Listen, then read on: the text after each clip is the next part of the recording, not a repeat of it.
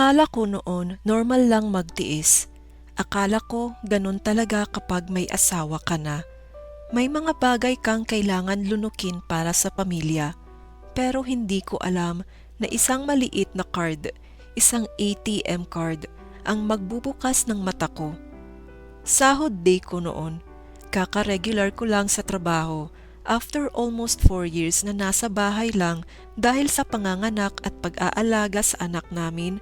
Umaasa ako sa asawa ko financially since responsibilidad naman talaga niya dahil siya ang nagsuggest na tumigil ako sa trabaho noong mabuntis ako. 9,500 pesos per cut-off. Hindi malaki. Pero para sa akin, iyon ang unang patunay na kaya ko pala. Nagmamadali akong umalis ng bahay kasi late na ako. Hawak ko pa ang wallet ko habang nag-aayos ng mga gamit ng anak ko. Pagdating ko sa opisina, doon ko lang napansin, wala ang ATM ko. Kinabahan ako, pero inisip ko baka naiwan ko lang sa bahay. Pag-uwi ko, tinanong ko agad ang asawa ko, "Han, nakita mo ba ang ATM ko?" Wala man lang paglingon. "Hindi. Burara ka kasi eh." Yun ang sinabi niya sa akin. Isang malamig na sagot. Hinayaan ko muna. Baka nga naiwan ko lang. Pero kinabukasan wala pa rin. Hanggang sa lumipas ang ilang araw. Isang hapon, habang sinusundo ko ang anak ko sa bahay ng biyenan ko, bigla siyang nagsalita. "May sasabihin ako sa'yo." Nakaupo siya sa sala, parang reyna sa trono. "Yung ATM mo nasa sakin pala." Parang may bumagsak na bakal sa dibdib ko. "Po? Bakit nasa'yo?" "Huwag kang mag-alala. Kung may kailangan ka, sabihin mo lang. Bibigyan kita ng pera para lang sa needs ng apo ko." Nanginginig ang kamay ko. "Bakit po nasa inyo?" Dati 'di ba wala kang trabaho, hingi ka ng hingi sa anak ko para sa diaper at gatas. Ngayon na may sweldo ka na, ako muna ang hahawak para sigurado." Parang bigla akong naging bata sa harap niya. "Pero, pera ko po yun." "Pera mo? Sino nag-aalaga sa anak mo habang nag-work ka, ha? May porsyento ako dyan at karapatan ko yun." Doon ko naramdaman ang tunay na galit.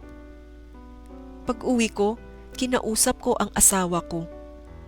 "Alam mo bang nasa mama mo yung ATM ko?" Tahimik lang siya. "Alam mo?" "Oo, ako yung nagbigay." "Bakit?" "Mas okay na yun, hindi ka marunong humawak ng pera." Parang may sumampal sa akin. "Excuse me? Dati nga wala kang ambag sa bahay dito. Ngayon lang nagkatrabaho, akala mo na kung sino ka na." Doon ko naramdaman na hindi pala kami mag-partner. Mag-isa lang pala ako. Nakalimutan niya na siya ang nagpatigil sa akin noon sa pagtatrabaho nung mabuntis ako. Isang gabi, naglakas loob akong humingi ng 2,000 pesos sa biyenan ko para may emergency fund ako. Tinitigan niya ako. "At para saan naman yung 2,000? "Personal savings ko lang po." "Anong personal? Hindi mo naman kailangan yun ha. Baka bumili ka lang ng kung ano-ano at mga pangluho mo." Nasa harap pa ng mga hipag ko, napahiya ako at ang asawa ko tahimik lang, nakangiti pa. Kinagabihan, habang tulog silang lahat, umiyak ako sa CR. Hindi dahil sa pera, kundi dahil sa realization. Hindi ito tungkol sa ATM. Ito ay tungkol sa control. Kung ATM ko kaya nilang kunin, ano pa kaya? Doon ako nagdesisyon. Hindi na ako iiyak lang. Magpaplano ako. Kinabukasan, pumunta ako sa bangko. Nawala po ang ATM ko. Pinablock ko at nag-request ako ng replacement na ATM. At nagpalit rin ako ng PIN. Hindi ko sinabi sa asawa ko at hindi ko sinabi sa biyenan ko. Tahimik lang akong kumilos. Pagdating ng next sahod, nagpunta biyenan ko sa bahay namin. "Nasaan ang sweldo mo?" Pumasok na po. Bakit wala pa sa akin? Tumingin ako ng diretsyo sa mga mata niya. Pinablock ko po yung ATM. Tahimik ang sala. Pero sumigaw siya. Ang kapal ng mukha mo. Dito ka na nakatira, ako nag-aalaga ng anak mo. Sumabat ang asawa ko. Bakit mo ginawa yun? Ngayon ako ang kalmado. Pera ko naman yun. Dito ko nalaman na napaka-selfish at gahaman sila sa pera. Yung asawa ko at ang biyenan ko. Oo, siya yung nag-aalaga sa anak namin.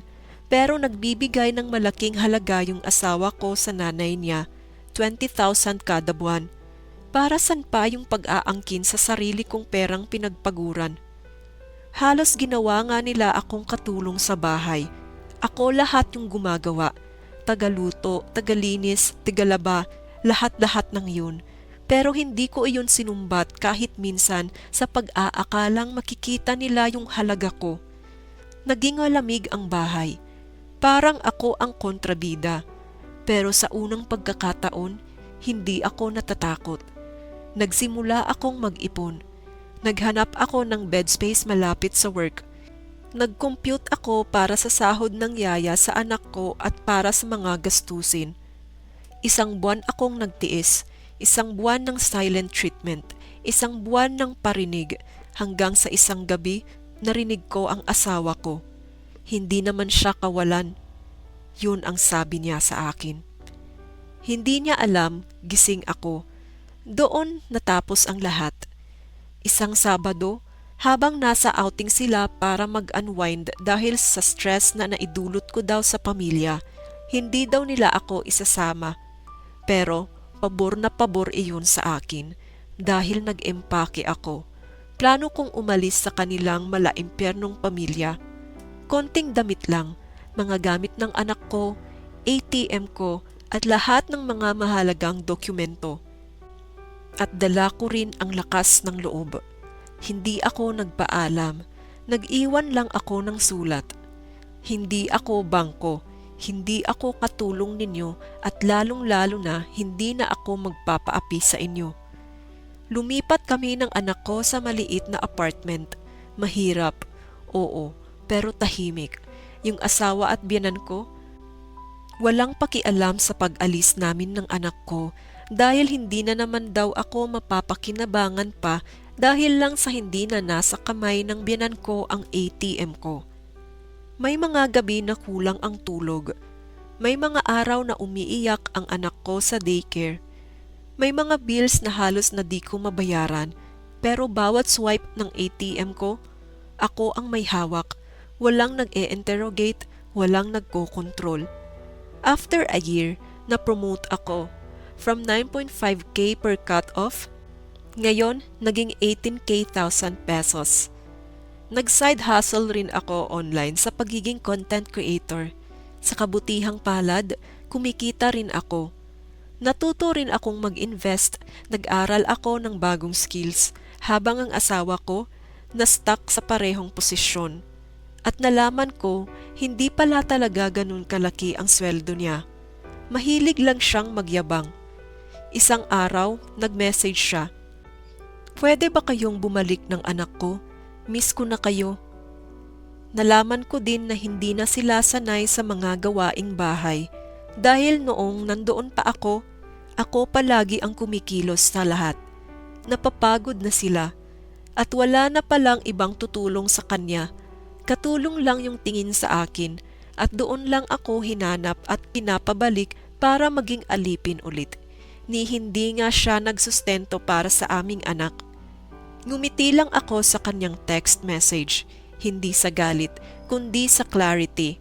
Rineplyan ko siya ng tapat at totoo na hindi na ako babalik sa kanila kailanman. After 3 years, nakapagpatayo ako ng sariling bahay. Hindi siya malaki, pero akin yon at ng anak ko. May sariling kwarto ang anak ko. May sariling akong savings, may mga emergency fund at may peace of mind.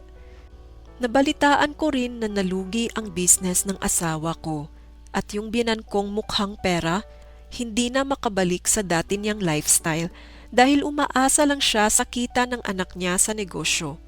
At ngayon, sila naman ang naghihirap at panay hingi ng pera sa mga kamag-anak nila. Isang beses nagkita kami sa alumni ng high school namin.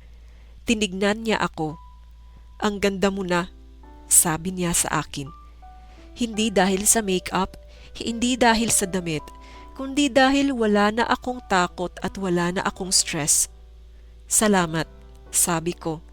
Hindi ko siya kailangan. Hindi ko kailangan ng approval ng biyenan ko. Hindi ko rin kailangan ng kontrol nila. Dahil yung ATM na kinuha nila, yon ang nagpaalala sa akin kung gaano ako kalakas. At hindi mo kailangang maghiganti dahil Diyos talaga ang bahala sa mga taong ganyan. Hindi man ngayon, pero may mga araw rin silang makakarma. Hindi mo rin kailangan maghintay sa pagbagsak nila. Ang natutunan ko ay maging focus lang sa goals ko at Diyos na ang bahala sa lahat. Minsan, hindi tao ang gumigising sa'yo. Minsan ATM card. At kapag natutunan mong hawakan ang sarili mong halaga, wala nang pwedeng kumuha nito muli. Wakas. Salamat sa panonood. Kung hindi ka pa nakasubscribe, mag-subscribe ka na at i-click ang notification bell para updated ka sa mas marami pang nakakagulat na totoong kwento na nangyayari sa paligid mo.